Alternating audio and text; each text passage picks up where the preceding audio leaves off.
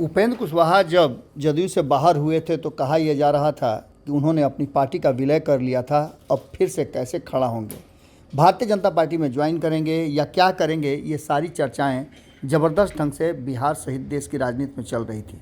लेकिन अचानक से एक मीटिंग के दौरान जब जदयू का झंडा आरएलजेडी का हो गया तो कहीं ना कहीं लोगों के मन में एक बार फिर से भरोसा हुआ कि उपेंद्र कुशवाहा फिर से अपनी रणनीति को एक नया धार देने के लिए जुड़ गए हैं।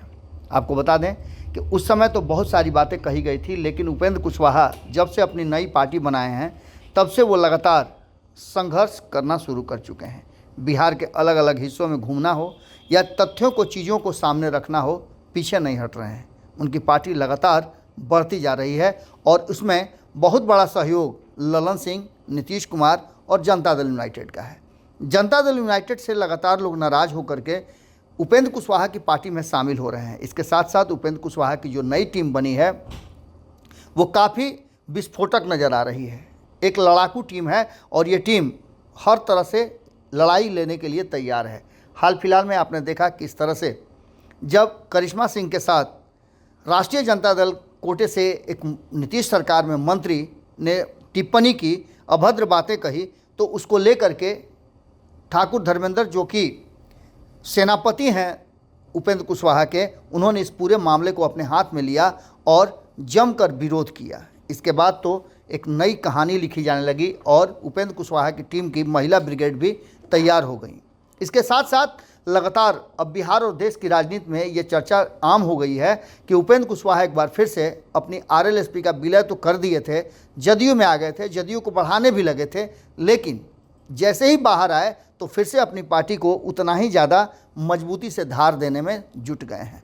हमने आपको खबरों में बताया था कि 28 तारीख से पहले और 28 तारीख तक उनकी बैठकें होने वाली हैं और इस बैठक के साथ साथ अलग अलग राजनीतिक दल के नेता उनकी टीम से जुड़ने वाले हैं।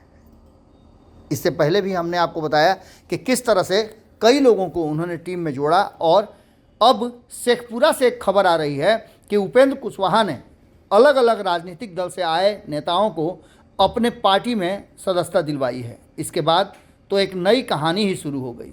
लगातार वो होम्योपैथिक इलाज करने वाले ललन सिंह को ही झटका दे रहे हैं और ललन सिंह को कहीं ना कहीं अब टेंशन में डाल दिया है।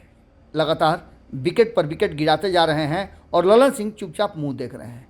ललन सिंह और नीतीश कुमार देश में विपक्ष को एकजुट करने जा रहे हैं, तो यहाँ उनके पार्टी से ही लोग धीरे धीरे करके खिसकते जा रहे हैं। ऐसी स्थिति में देखना दिलचस्प होगा कि आगे क्या कुछ निकल करके सामने आता है। हालांकि उपेंद्र कुशवाहा ने अभियान की शुरुआत कर दी है। जब हमारी बातचीत हो रही थी उनके प्रवक्ता से और कई नेताओं से, तो उन्होंने कहा कि आगे आगे देखिए होता है क्या। हमारे पास लगभग 1000 से ज़्यादा नेताओं की लिस्ट है और वो हमारी पार्टी में आने वाले हैं।